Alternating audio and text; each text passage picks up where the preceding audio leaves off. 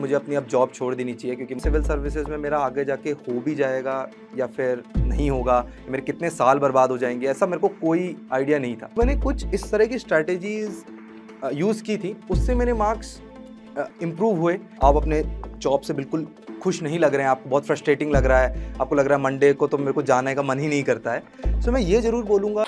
Hello everyone, मेरा नाम दिव्यांश सिंह है, मैं जयपुर राजस्थान से हूँ और इस साल सिविल सर्विसेज एग्जामिनेशन 2021 में मेरे रैंक 49th है। मेरा चाइल्डहुड पूरा का पूरा राजस्थान में ही बीता।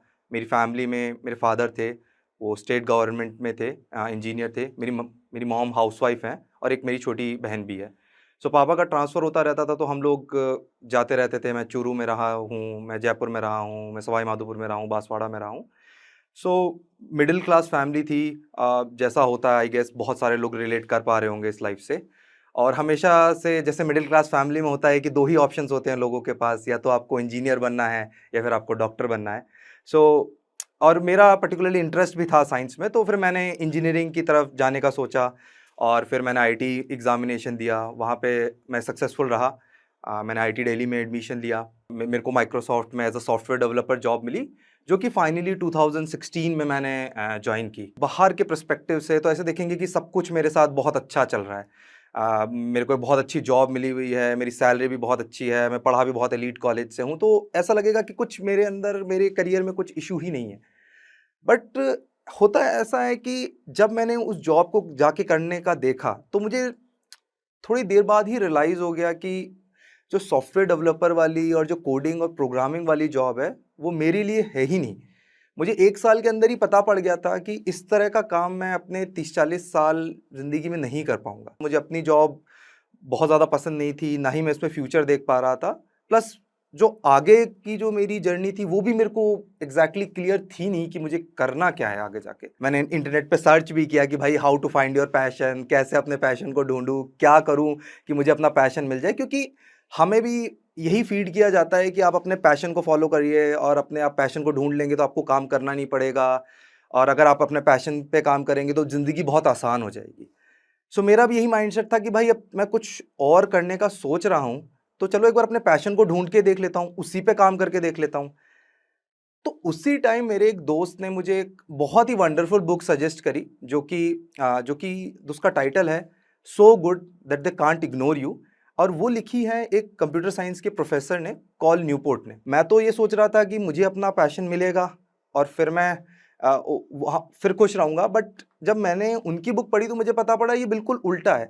पहले आप हार्ड वर्क करेंगे, पहले आप अपने स्किल सेट बनाएँगे, पहले आप कॉम्पिटेंट होंगे किसी एरिया में, फिर आप जाके उस एरिया में पैशनेट होंगे। सो उस बुक में 3 चीज़ों को बहुत क्लियरली आउटलाइन किया हुआ है और मेरे हिसाब से आप भी रिलेट करेंगे। तो 3 जो चीज़ें होती हैं बहुत इंपॉर्टेंट, वो होती हैं, पहली चीज़ तो होती है कि क्रिएटिविटी।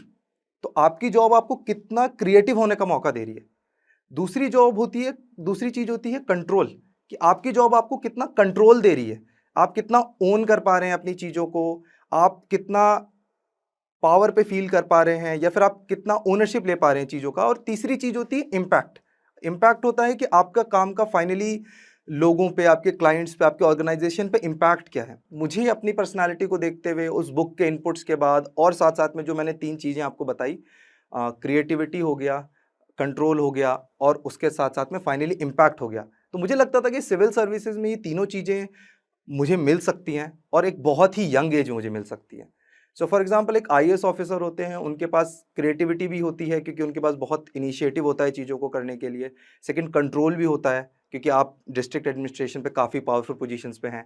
और तीसरी चीज़ है, आप इम्पैक्ट भी क्रिएट कर सकते हैं और वो भी बिल्कुल डायरेक्ट इम्पैक्ट। तो इसके बाद फिर मैंने एक बहुत ही डिफ़िकल्ट सा डिसीजन लिया कि मुझे अपनी अब जॉब छोड़ देनी चाहिए क्योंकि मुझे अल्टीमेटली सिविल सर्विसेज़ की तरफ ही जाना है और जॉब के साथ सिविल सर्विसेज़ को मैनेज करना मेरे लिए डिफ़िकल्ट हो रहा था, तो फिर मैंने अपनी जॉब छोड़ी। But at the same time मैं ये बोलूँगा कि मैंने एक कोई रैश डिसीजन नहीं लिया था। मैंने बहुत ही कैलकुलेटेड सा डिसीजन लिया था। मैंने रिसर्च करी थी उस बारे में। मैंने अपनी फाइनेंशियल सेविंग्स को बनाया था। उसके साथ में लोगों से बात की थी और साथ-साथ में ऐसा बताया, मैंने बुक्स पढ़ी थी और उसके बाद कहीं जाके मैंने एक ये कैलकुलेटेड सा डिसीजन लिया था। फिर यहाँ से मेरी सिविल सर्विसेज़ की जर्नी स्टार्ट होती है। 2018 में मेरा पहला अटेम्प्ट था उसके साथ-साथ में मैंने भी वही किया जो और लोग करते हैं, मैंने बुक्स ली, टॉपर्स की वीडियोज़ देखी, अपने दोस्तों से गाइडेंस ली जो कि ऑलरेडी प्रिपेयर कर रहे थे सिविल सर्विसेज़ में। और प्रीलिम्स को उस टाइम बहुत ज़्यादा टाइम नहीं बचा था, सिर्फ 4-5 महीने ही बचे थे, तो मैंने अपना पूरा फ़ोकस प्रीलिम्स पे लगाया और जितना भी हुआ मैंने दे दिया प्रीलिम्स को। 2018 में लकीली मैंने प्रीलिम्स क्लियर कर लिया। 2018 में मेरा मेंस नहीं हुआ क्योंकि उतना टाइम मेरे पास था ही नहीं। और सिविल सर्विसेज के लिए ऑप्शनल भी प्रिपेयर करना पड़ता है, तो it requires a certain amount of time, जो कि मेरे पास नहीं था। फिर 2019 में क्या हुआ कि 2019 में मेरे पास टाइम था, 1 साल पूरा पूरा मुझे मिला। प्रीलिम्स भी हो गया, मेंस भी हो गया और फिर मैं इंटरव्यू तक गया और इंटरव्यू भी लकीली मैंने क्लियर कर लिया। एंड 2019 में मुझे आईआरएस सर्विस एलोकेट हो गई, इंडियन रेवेन्यू सर्विसेज, और उस पर्टिकुलरली उसमें भी कस्टम्स एंड इनडायरेक्ट टैक्सेस, और मेरी रैंक थी 484। तो ये 2019 का था। बट कहीं न कहीं मैं आईआरएस बनने के लिए नहीं सिविल सर्विसेज़ में आया था। मेरा हमेशा से एम था कि मैं आईएएस बनूँ। नो डाउट मैंने अपनी सर्विस को जॉइन किया एज़ अ बैकअप, क्योंकि एग्ज़ाम इतना सर्टेन है कि आपको पता नहीं है कि आगे क्या होगा। तो मैंने अपनी सर्विस को जॉइन ज़रूर किया, बट मैंने फिर 1 साल का ईओएल ले लिया ताकि मैं आईएएस के लिए और अटेम्प्ट्स दे सकूँ। तो फिर मैंने अपना थर्ड अटेम्प्ट दिया। तो थर्ड अटेम्प्ट में मैं उतना लकी नहीं रहा, ऑल्दो मेरी रैंक आई, बट मुझे अगेन आईएएस नहीं मिला और कोई सर्विस एलोकेट हुई नहीं।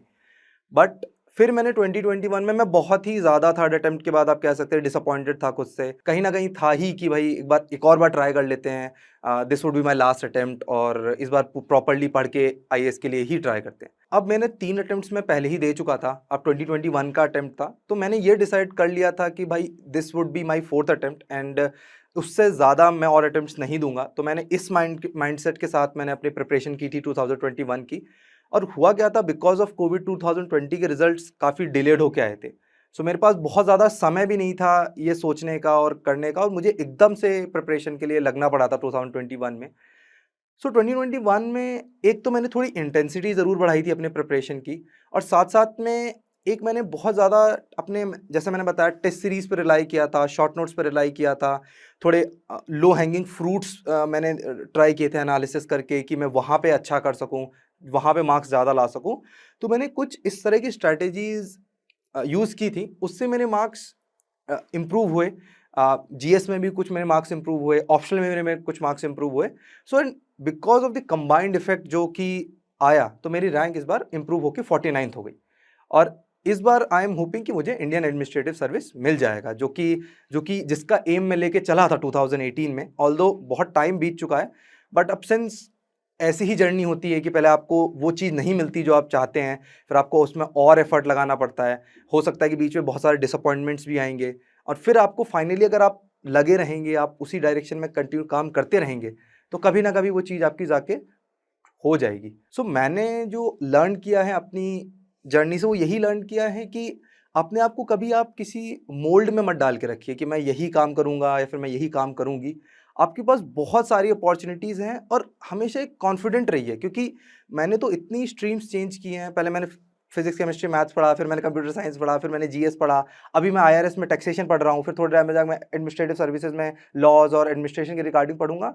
और मैंने एक ही चीज़ रियलाइज़ की है कि अगर आप किसी चीज़ को बहुत डिलीजेंटली कर रहे हैं, बहुत प्रॉपर्ली अपना दिल लगा के कर रहे हैं, तो वो हो जाती है। भले ही आपका बैकग्राउंड पहले कुछ भी रहा हो, कैसा भी रहा हो, अगर आप उस चीज़ को प्रॉपर्ली करेंगे तो फाइनली हो जाएगी। ऐसा मत सोचिए कि मेरे को तो बहुत काम करना पड़ेगा या फिर मेरे को तो बहुत ज़्यादा एफर्ट डालने पड़ेंगे। मे बी आपको एफर्ट डालने पड़े, पर ऐसा नहीं होगा कि आप कभी सक्सेसफुल नहीं हो सकते।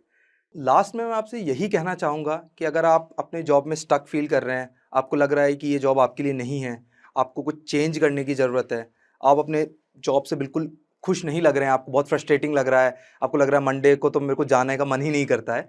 सो मैं ये ज़रूर बोलूँगा, अभी आप यंग हैं, बहुत सारे लोग जो होंगे वो 20 से 30 के बीच वाले लोग होंगे जो देख रहे होंगे इस वीडियो को, तो एक बार एक्सप्लोर करके देखिए, क्योंकि एक्सप्लोर करने में कहीं कोई दिक्कत नहीं है। और हमेशा अपने पे थोड़ा कॉन्फिडेंस रखिए, कैलकुलेटेड डिसीजन लीजिए, जैसे मैंने ट्राई किया था। लोगों से बात करिए, थोड़ी अपनी सेविंग्स बनाइए, और फिर अगर आपको जो भी चेंज चाहिए, जो भी आपको डायरेक्शन सही लगती है, वहाँ पे उसकी तरफ चले जाइए, एक प्लंज ले लीजिए।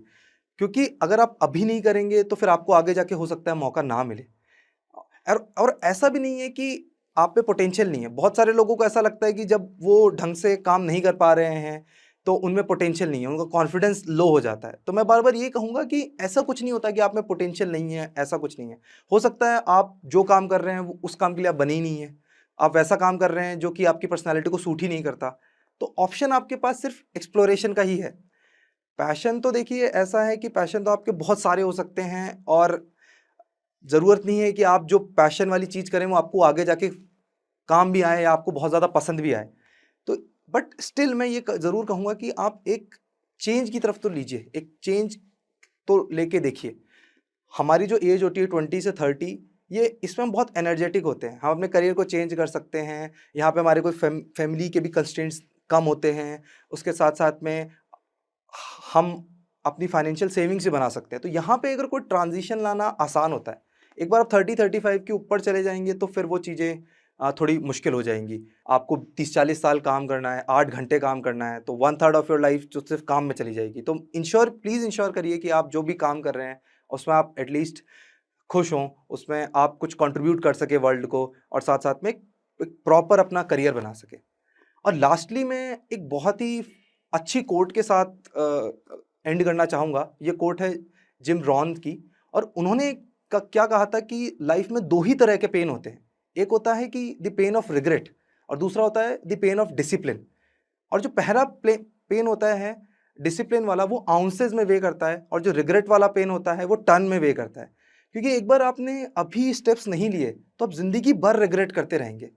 बट अगर आपने अभी कोई नया इनिशिएटिव लिया, कोई चेंज किया, तो आपको क्या करना है, आपको डिसिप्लिन रह के पढ़ाई करनी है, जैसे मेरे केस में, या फिर आपने कोई और करियर ऑप्शन लिया तो आपको डिसिप्लिन रह के वहाँ काम करना है। तो वो कितने दिन रहेगा, 1 साल 2 साल, और उसको आप ईजिली मैनेज कर सकते हैं। सो रिग्रेट वाली लाइफ मत जिए, एक ऐसी लाइफ जिए जिसको आप जाके फाइनली अपने डेथ बेड पे जहाँ आप जाके बहुत प्राउड होंगे। Thank you everyone, thank you very much. Hello everyone, मैं दिव्यांश। सिंस काफ़ी रिक्वेस्ट आई हैं regarding UPSC civil services preparation को लेके, सो हम लोग एक सेशन प्लान कर रहे थे, जिसकी डिटेल्स या तो आपको कमेंट सेक्शन या डिस्क्रिप्शन बॉक्स में मिल जाएगी। Thank you and I hope you have a nice day.